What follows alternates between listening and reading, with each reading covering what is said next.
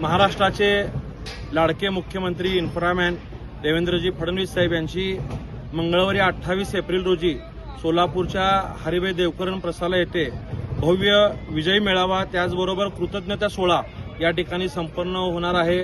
मी प्रथमतः सर्व सोलापूरवासियांना विनंती करतो की मुख्यमंत्री साहेबांच्या माध्यमातून सोलापूरच्या पाणी पुरवठा योजनेला मंजुरी मिळालेली आहे।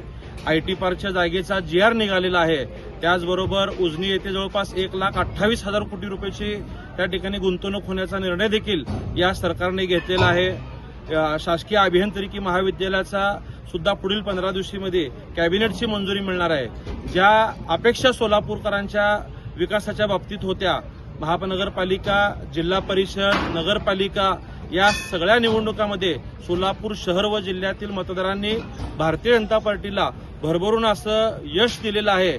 या सर्व मतदारांची कृतज्ञता व्यक्त करण्यासाठी मुख्यमंत्री महोदय स्वतः सोलापूरला येत आहेत। आपल्या सोलापूर व शहराचा सर्वांगीण विकास या ठिकाणी होत असताना आपण देखील या सोहळ्याचे साक्षीदार होऊयात। त्यासाठी मी सर्व भारतीय जनता पार्टीचे पदाधिकारी, कार्यकर्त्यांसमवेत सर्व शहर जिल्हावासियांना विनंती करतो की आपण सर्वांनी या कार्यक्रमाला उपस्थित राहावे।